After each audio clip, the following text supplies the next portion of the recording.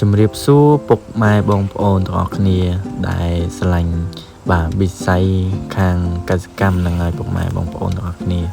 ថ្ងៃនេះខ្ញុំនាំអារម្មណ៍ពុកម៉ែបងប្អូនបាទមកមើលសកម្មភាពបាទខ្ញុំធ្វើរោងបាទបណ្ដុះកូនស្ពៃនឹងហើយពុកម៉ែបងប្អូនទាំងអស់គ្នាបាទខ្ញុំបាទមិនមែនជាអ្នកខាងបាទចែកទេសឬក៏អ្នកបាទជំនាញខាងដាំដំណាំអ្វីនោះទេ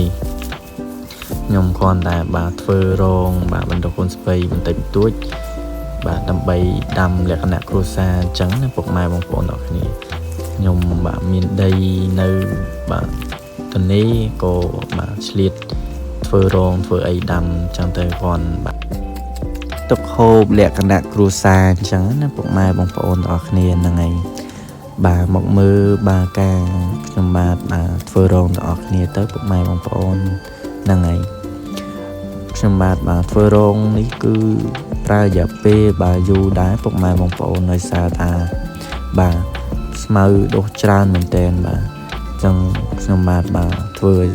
ឲ្យវាស្អាតអញ្ចឹងណាពុកម៉ែបងប្អូនខ្ញុំបាទក៏បាទលើកទឹកចិត្តឲ្យពុកម៉ែបងប្អូនទាំងអស់គ្នាបាទធ្វើដាំដែលមានដីណាពុកម៉ែបងប្អូនហ្នឹងហើយដែលមានដីបាទទុកទំនេរបាទបន្តិចបន្តួចអីពុកម៉ែបងប្អូនធ្វើដាំទៅដោយសារតែខ្ញុំមិនដាំតាបាទបណ្ដុះកូនស្ពៃហ្នឹងទេពុកម៉ែបងប្អូននៅខាងក្រោយខាងមុខខ្ញុំបាទហ្នឹងគឺមានរោងតកួនបាទមានដូងមានម្នាស់បាទមានដូចជាខ្នោបាទគឺខ្ញុំដាំច្រើនមែនតើដោយសារតាខ្ញុំមានដីធំទលាយដែរហើយណាមួយបាទដំណាំដែលយើងដាំដោយខ្លួនឯងគឺបាទសុវត្ថិភាពក៏ដូចជាបាទហូបទៅបាទมันមានជាតិគីមីព្រោះអីបាទយើងដាំបែបធម្មជាតិចឹងណាពុកម៉ែបងប្អូនទាំងអស់គ្នាហ្នឹងហើយចឹងពុកម៉ែបងប្អូនបាទដែលមានដីចន្លោះបន្តិចបន្តួចអីពុកម៉ែបងប្អូនបាទដាក់ដាំទៅដោយសារតាបន្លែបាទយើងទិញមកពីផ្សារបាទគឺនាំចូលមកពីប្រទេសក្រៅអញ្ចឹងណាពុកម៉ែបងប្អូនបាទសម្បូរគីមីមែនតើដោយសារតាគីមីច្រើននេះហើយបានធ្វើឲ្យបាទ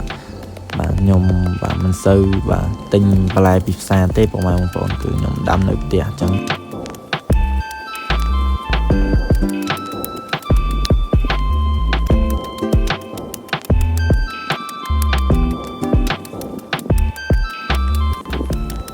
ហ្នឹងហើយពុកម៉ែបងប្អូនទាំងអស់គ្នាបាទប្រភេទដែលបាទខ្ញុំបាទយកមកបណ្ដុះនេះគឺជាប្រភេទបាទកូនស្ពៃក្រញាញ់ហ្នឹងហើយ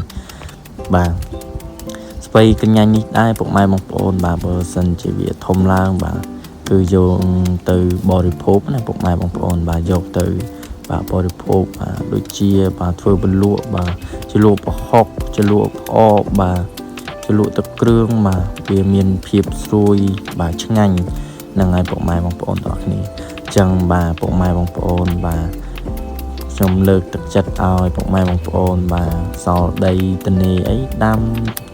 ចោលបាទសុចទឹកទៅបាទគ្រាន់ទុកហូប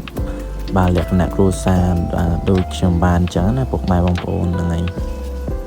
អញ្ចឹងបាទពុកម៉ែបងប្អូនបាទដាំដូចខ្ញុំបាទទៅបាទដើម្បីយើងបានបន្លែបែបធម្មជាតិបាទហូបក៏ដូចជាបានបាទសុខភាពល្អ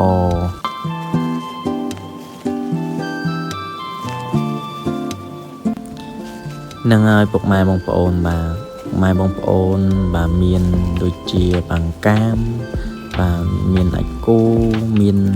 បាទអាចមន់អីពុកម៉ែបងប្អូនដាក់ទៅបាទនេះគឺជាបាទជីធម្មជាតិរបស់យើងដែលបាទយើងធ្វើបាទដែលយើងមានអញ្ចឹងណាពុកម៉ែបងប្អូនបាទជីទាំងអស់នេះដែរបាទធ្វើជំនួយឲ្យបាទកូនស្ពៃយើងឬក៏ស្ពៃយើងហ្នឹងបាទវាលូតលាស់បានល្អអញ្ចឹងណាពុកម៉ែបងប្អូនហើយណាមួយបាទវាអត់មានបាទជាតិគីមីអីទេពុកម៉ែបងប្អូនបាទ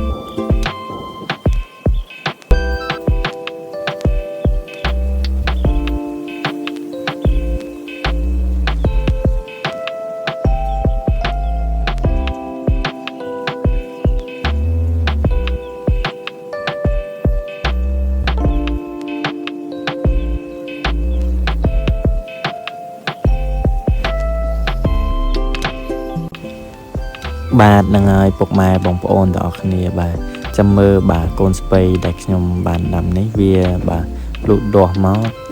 ខ្ញុំបាទនឹងថតបាទជូនពុកម៉ែបងប្អូនទស្សនាបាទជាបន្តទៀតនឹងហើយពុកម៉ែបងប្អូនទាំងអស់គ្នា